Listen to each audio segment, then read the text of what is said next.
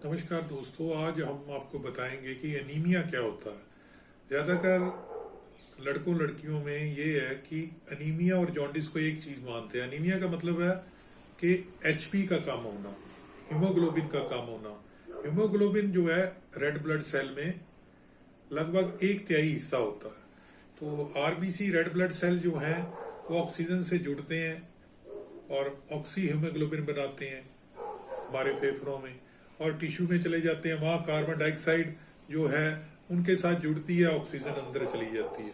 तो ये रिवर्सिबल है। ऑक्सी हीमोग्लोबिन बना, हमारे टिश्यू में गया, टिश्यू में वहां से ऑक्सीजन टिश्यू में गई, सेल्स में गई, और वहां से कार्बन डाइऑक्साइड वापस ले आई। ये चलता है, इसको इंटरनल रेस्पिरेशन भी बोलते हैं।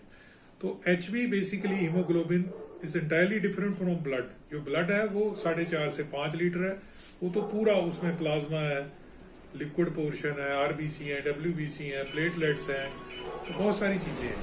तो जो एनीमिया होता है हीमोग्लोबिन की कमी से होता है। हीमोग्लोबिन होता कहाँ पे है?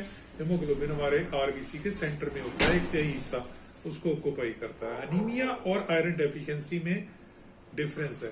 एनीमिया मीन्स एचबी का कम होना, और दूसरी चीज जो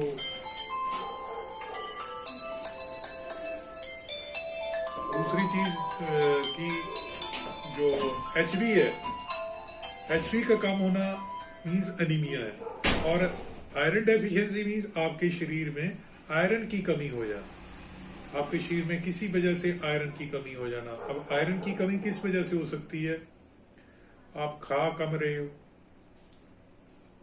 आप पौष्टिक आहार जिसमें आयरन होता है, हरी सब्जियां, वो कम खा रहे हो, उसकी वजह से हो सकता है। नंबर 2, आपकी इंटेस्टाइन में या स्टमक में कहीं पेप्टिक अल्सर है, जख्म है, जिससे एब्जॉर्प्शन नहीं हो रही, आपके खून में आयरन नहीं जा रहा, आप खा पर्याप्त रहे हो, अगर आपकी बॉडी में कोई सर्जरी हुई है, या आपके पेट में कोई कैंसर है, या आपके पेप्टिक अल्सर है। अल्सर एक तरह का वुंड है जिसका ब्रॉड बेस होता है, जिसको स्यूचर नहीं किया जा सकता।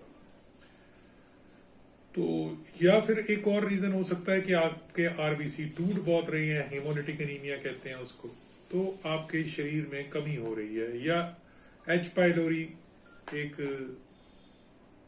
बैक्टीरिया है जो कि हेरिडिटरी भी होता है, एच पाइलोरी, उससे आप ग्रस्त हो, जिससे कि आपकी एब्जॉर्प्शन में कहीं ना कहीं तकलीफ हो रही है। तो जब भी आरबीसी में कोई प्रॉब्लम होगी, हीमोग्लोबिन में प्रॉब्लम होगी, तो पीबीएफ डॉक्टर आपको कहेगा कि पेरिफेरल ब्लड फिल्म कराओ। पीबीएफ पैथोलॉजिस्ट चेक करता है, उसमें आरबीसी का साइज छोटा हो जाता है, इसको कहते हैं माइक्रोसिटिक।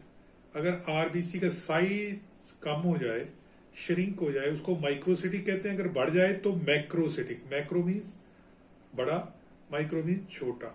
तो 7.2 माइक्रोन मीटर से छोटा हो जाएगा।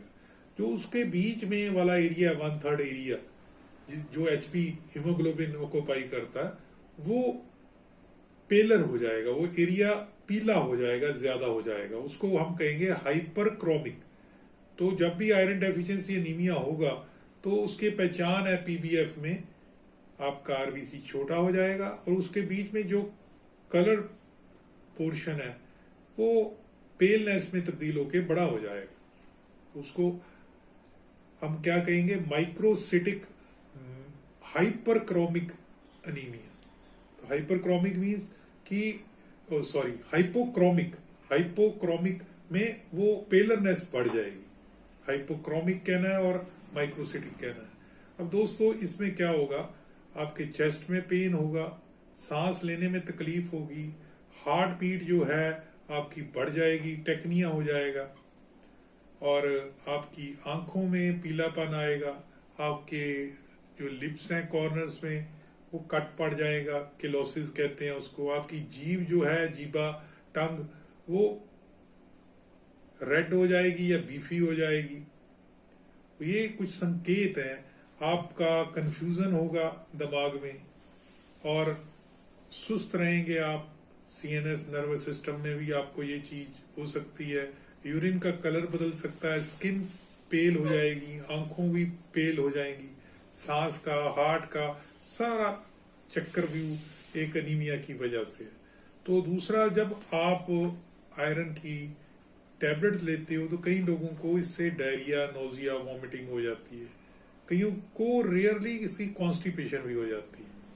और एक चीज याद रखिए कि आयरन डेफिशिएंसी में अगर कहीं डॉक्टर झोला छाप है तो इंट्रावीनस टीका लगा दिया तो एनाफाइलेक्सिस तक हो सकती है, सीवियर रिएक्शन। तो बड़ी रिस्पॉन्सिबिलिटी होती है इंजेक्शन लगाने में।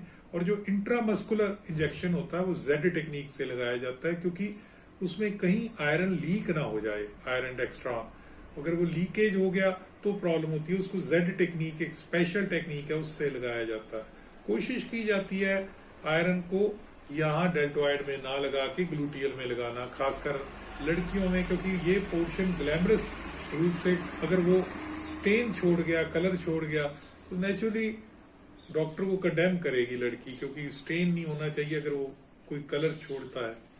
तो दोस्तों एनाफाइलेक्सिस याद रखिए, आयरन से, पेनिसिलिन से, एंटीबायोटिक से और ब्लड के ट्रांसफ्यूजन से बहुत ज्यादा होता है। एनाफाइलेक्सिस क्या है? Severe reaction on ivy therapy. आपको बहुत ज्यादा रिएक्शन हो जाना, जिससे सबसे पहले आपके शरीर पे खुजली होगी, प्लूरिराइटिस, आपका ब्लड प्रेशर लो हो जाएगा, हाइपोटेंशन और लरिंजियल एडीमा, आवाज नहीं निकलेगी, सांस भी नहीं आएगी। तो ये एक बहुत बड़ी चीज है जो CMHCD community health provider, pharmacist, nurses, paramedic को जरूर पता होना चाहिए।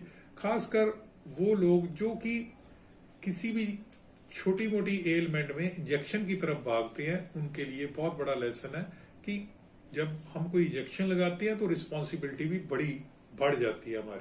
दोस्तों अगर अच्छा लगा तो लाइक करना, सब्सक्राइब करना और शेयर करना हमारा channel Baba Deep Singh institute channel. हमारा व्हाट्सएप नंबर 9872468540, हमारी वेबसाइट www.paramedicalindia.com। धन्यवाद।